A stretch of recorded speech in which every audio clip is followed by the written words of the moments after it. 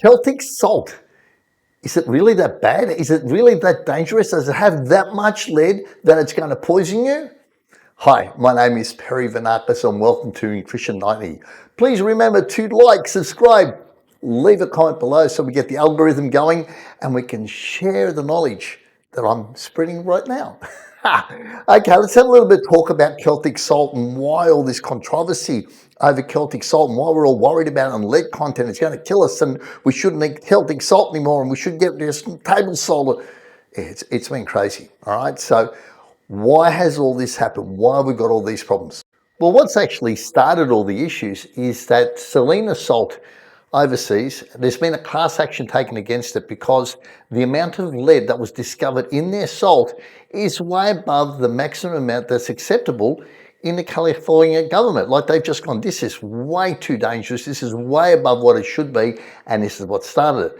Then you've got people like Paul Saladino, who is a psychiatrist, not a nutritionist, not a dietitian, nothing, self-proclaimed. Anyway, he's gone out and jumped on board and found the article in Mammation website, and you'll see the link up there. What he's done is he's gone in there and he's read it and he's just misinterpreted and then put his own figures in there saying that we're eating, Americans eating 9 to 10 grams of salt per day and that's going to have an excessive amount of lead intake. And then he contradicts himself. When you go through his article, then it says, but we're not eating that much lead in the salt to be over the limit that's accepted by the FDA in America. So it's silly. He's just fear-mongering. He's trying to scare people. He's carrying on and he's trying to show you what salt you should buy. And hey, does he sell this salt? Who knows? But anyway, he's twisted the figures and this is the problem, and this is what concerns me about people like this because they'll start the fear-mongering and we all start to get worried. And I've had people contact me going, hey, the Celtic salt that you tell people to buy, has it got too much lead? Now, when you go into the Mammation website and you have a good look and you read the article thoroughly and carefully, you'll actually find that out of the 23 salts they tested, none of them come back with an excessively high EPA reading regarding heavy metals, like including lead. They even checked for microplastic toxicity and none of them warranted to go for the FTIR testing to go deeper to find out that we got excessive levels. And it was all based on the dosage of what people were having as salt as well. So they looked at it from two perspectives. So I don't understand where Paul's getting his information on, but this is where it did come from. What I did find, when we dig deeper, there's a lady called Lead Safe Mama. That's her website, and you'll see the link up there. Now, she goes on about all the issues regarding lead, and like she had a house that she painted, or she walked into the house and it had paint that was contaminated with lead and it caused brain damage for her kids, and went on for fear-mongering. And guess what? She happens to sell her testing equipment and she's made up her own figures. They're not scientifically based. Her own figures on how much lead one should have in the household, in products, in food stuff, whatever. And that's where the information comes from, where Paul Saladino likes to scare everyone with. I looked at it and read it and I went, all right, let's go through her website thoroughly. And every time she goes, here's the information for the test, here's the technical analysis, you can hardly find it. And then when I did find it, I realized it's stuff that she's written. It's not even scientifically approved. So what about our salt? What about the salt of the earth, which we get here in Australia?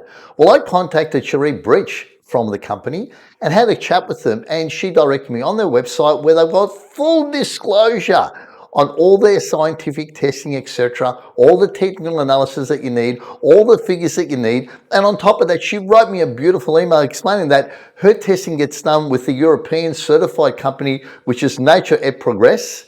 And they're really stringent. They really test for everything. They look for stuff like nitrates, phosphates, bacteria, hydrocarbons, pesticides, even radioactivity. And the thing is this, that they need to do the testing regularly. It's not just once off and it's done. They keep testing it. And it's got a lot to do with the fact that where the salt of the earth collects their salt from, it's from Antarctica, it's close by. And it's the process that they use as well. It's not processed and crap and filtered and done. It's collected by hand. It uses the ocean to filter everything. And yeah, you're going to find some crap in there. It's normal. You're going to find microplastics. You're going to find bits and pieces in there.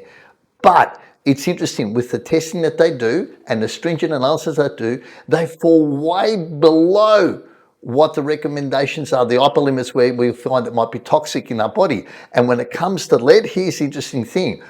A European testing company recommends 2 milligrams per kilogram of body weight. Well, guess what? They're at less than 1 milligram per kilogram of body weight. So they're less than half. And she's more than happy to show that. She even goes, if you want to look at my blood works, I'll show you my blood works. And like to me, that's incredible, because she likes to say that she has half a teaspoon of salt to start her day every day. And obviously they work in a company, so they're going to eat a lot of salt. But it just goes to show, it depends where you get your salt from. From what I understand, and my overall conclusion of all of this is like, where is the salt collected from? How is it collected and what goes on? Is it an area where it's heavily radiated or it's got heaps of microplastic in it?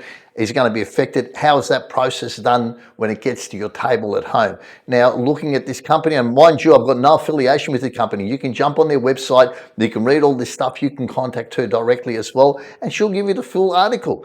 And it's really interesting to see that this is a company that is Australian based, that's selling to Australia, and it's one of the best Celtic salts in the world. So if you're worried about the lead content in salt with the Australian one, don't worry about it. You'll be fine. You'll live long. You'll be happy. You'll get all the benefits of having Celtic salt. There's so much. I could do another post on this that will go on for a while.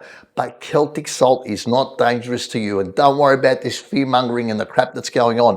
What's happening overseas and what happens to Australia are two different things. And then when we get scared off by these idiots that say, guess what, we should just have table salt because it's had all the crap refined out of it, you're missing out on so many good micronutrients that work so well in the human body to make you feel great. So get your salt in there, get your Celtic salt in there. And like I've always said, because I work a lot with whole foods in the N90 program, what we do is this: we make sure that you have at least 2 grams of salt per day, minimum, so that your body can function effectively, because we're not getting it from processed foods. We're not getting it from crap out there.